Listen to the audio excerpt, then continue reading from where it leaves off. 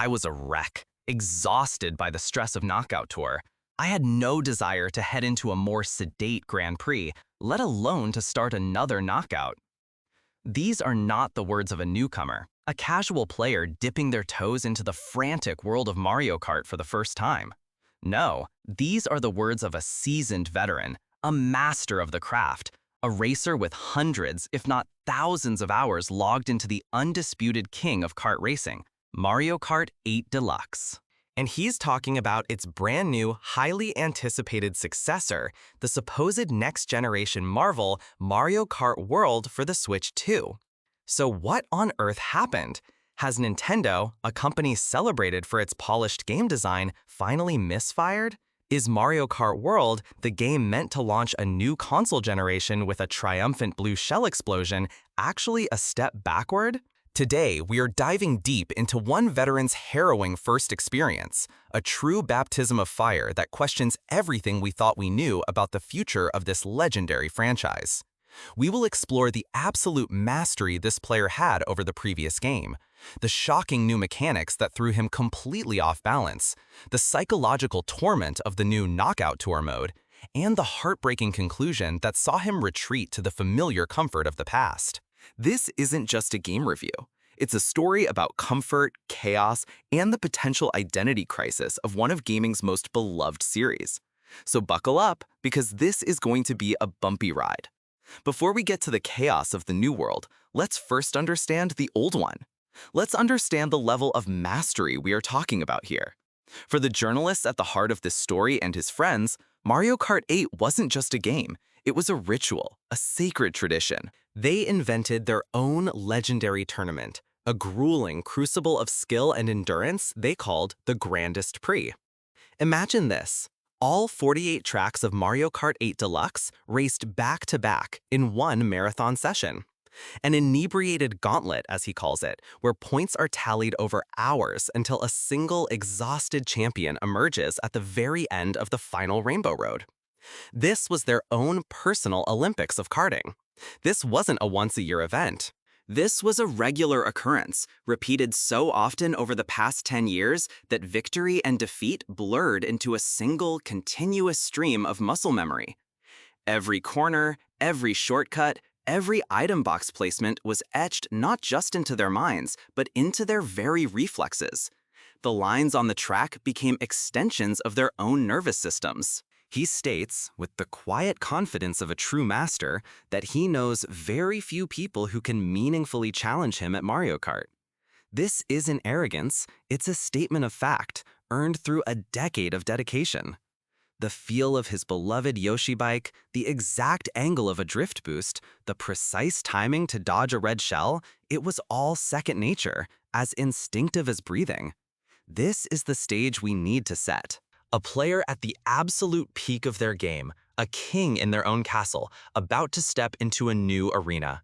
So when the whispers of Mario Kart World on the mythical Switch 2 became a reality, the excitement was palpable. He wasn't quite ready to drop $500 on a new console just yet, but the moment an opportunity arose to play it with his fellow racers, he seized it. The community buzz was all centered around one specific new mode, Knockout Tour. This, they said, was the definitive way to experience Mario Kart World. It was the future. So, brimming with a decade of confidence, he jumped straight in, expecting to settle into those familiar rhythms, to dominate just as he always had. He was wrong. Terribly, terribly wrong.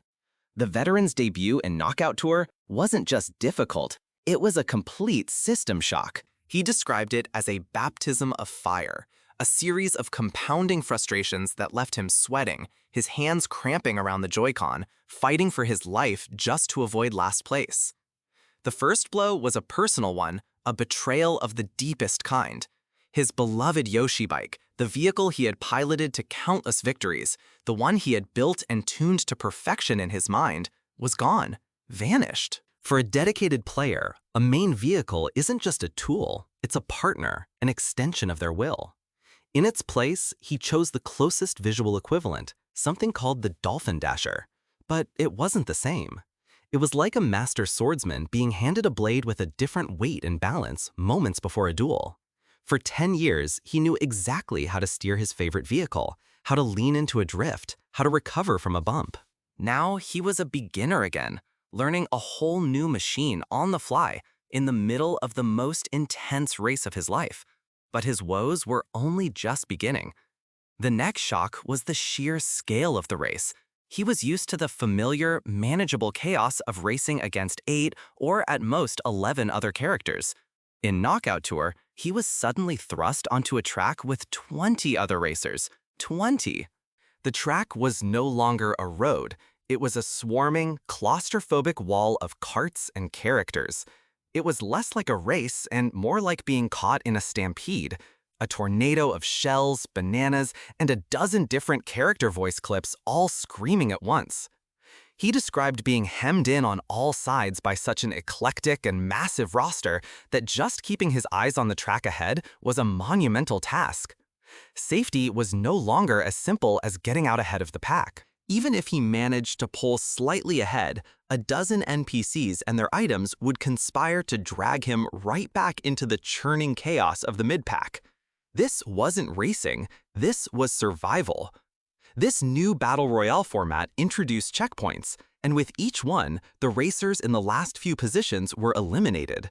The pressure was immense, a constant psychological weight. He found himself barely scraping through, clawing his way past the first checkpoint in 20th place, a position that would have been an unthinkable failure in Mario Kart 8.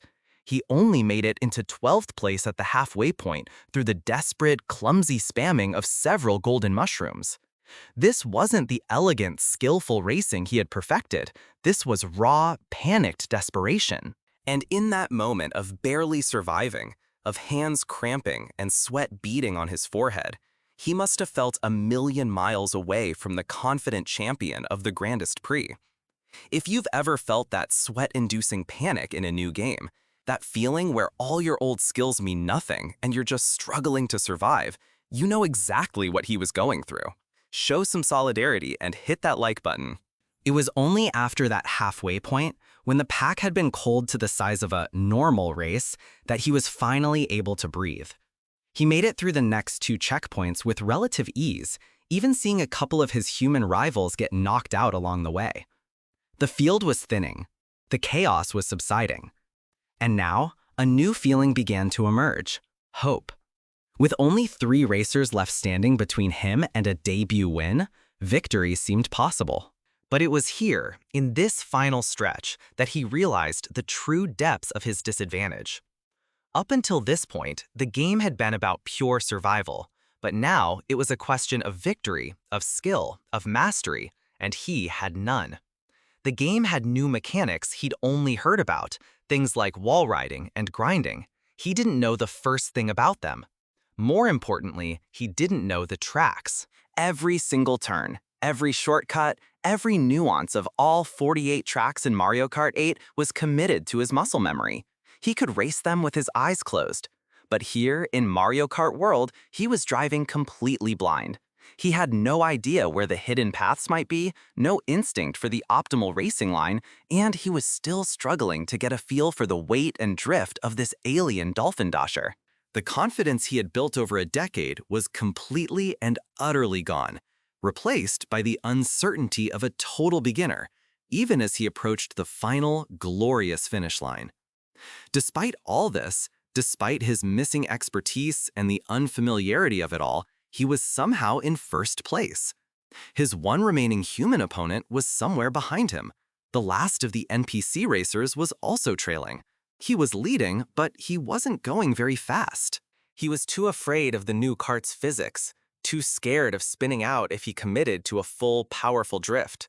So he was driving cautiously, his Dolphin Dasher at a pretty sedate pace, preserving his lead through careful, conservative driving rather than raw speed. He had opened up just enough of a gap. It looked like it might be enough. He approached the final corner, still in the lead. The finish line swung into his peripheral vision as he entered the final straight. This was it. A victory against all odds, a testament to his core racing instincts. And then, anguish. a blur of color, the roar of an engine boosted by a mushroom.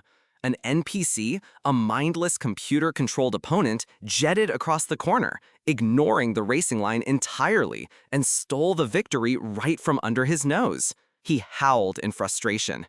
After all that stress, all that struggle, to be robbed at the very last second by an AI racer taking a cheap shortcut, it was the final, crushing blow. He took some small solace in the fact that there was probably nothing he could have done to prevent that specific fate. And hey, at least he was the best human racer in the group, even among his fellow veterans. But that solace was thin, and it did nothing to calm his frayed nerves. He was utterly exhausted by the stress of it all. The combination of the brutal battle royale format, the unfamiliar tracks, the new kart, and the overwhelming horde of CPU racers had turned him into a wreck.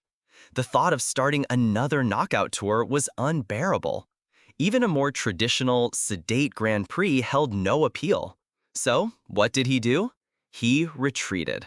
He and his friends turned off the Switch 2, put Mario Kart World aside, and returned to the warm, familiar embrace of Mario Kart 8 Deluxe. The click of the Yoshi bike on the selection screen was a sigh of relief. He was back on his home turf, back on the familiar slopes of Mount Wario. And as he describes it, returning to the tracks he knew like the back of his hand, in a kart he trusted to drift exactly when he wanted it to, he didn't just win. He demolished the field in his first 2 races back. It was a complete and total victory, a restoration of order, basking in the familiar warmth of his old favorite. The experience left a profound impression. For now, he says, Mario Kart's Switch 2 outing isn't enough for him to make the leap to the new console. He fears he has far too much practice to do if he's ever going to build up the same confidence, the same effortless mastery that he spent a decade developing with its predecessor. So, is newer always better, or is there something to be said for the comfort of perfection? Let us know your thoughts in the comments. And if you want more deep dives into Nintendo's biggest games and what they mean for the future of gaming, make sure you're subscribed so you don't miss a thing. This story is fascinating because it taps into a core debate for any long-running franchise. How do you innovate without alienating your most dedicated fans?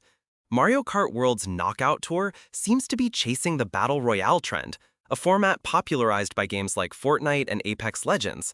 It's a format designed for high-stress, high-stakes, survival-based gameplay. But is that what people want from Mario Kart? For decades, Mario Kart has been the ultimate couch co-op game, a perfect blend of skill and luck that allows players of all levels to have fun together. It's chaotic, yes, but it's a joyful, contained chaos. This new mode sounds like something else entirely. It sounds like work. It sounds like anxiety. The 20-player races, the constant threat of elimination, it moves the series away from party game and into the realm of hardcore competitive experience. The removal of a beloved vehicle like the Yoshi bike, while seeming like a small detail, is also a huge part of this.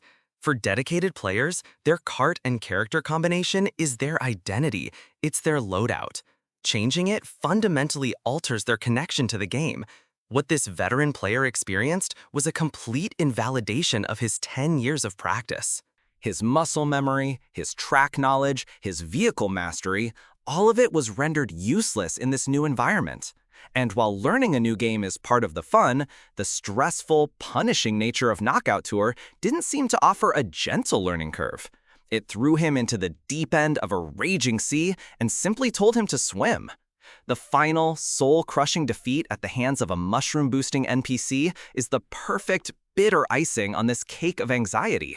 It suggests that even if you do survive the chaos, the race can still be decided by the same random, sometimes unfair item mechanics that define the series, which feels even worse after such a grueling ordeal. This raises a crucial question for the industry. In the relentless pursuit of engagement through high-stress gameplay loops, are developers forgetting what makes certain games timeless? Mario Kart's magic was never about being the most hardcore. It was about shared joy, about a blue shell ruining your friend's perfect race, and the collective groan and laughter that followed. The Knockout Tour seems to replace that laughter with the clenched jaw of anxiety. It's a fundamental shift in philosophy, from a shared experience to an isolating struggle. Perhaps the lesson here is that not every game needs to be a battle royale. Sometimes, perfecting and celebrating a beloved formula is the most innovative thing a developer can do. This single, stressful experience suggests that Mario Kart World might be facing an identity crisis. It's trying to be the fun, accessible party game everyone loves, while also trying to be a tense, competitive battle royale. And as this story shows, for players who perfected the old formula, that new identity might be too stressful to be worth the price of admission. The return to Mario Kart 8 wasn't just a retreat to the familiar. It was a return to a game that respected his skill, a game that felt fair, and most importantly, a game that was still, after all these years, fun. And in the end, isn't that what we all want from a Mario Kart game?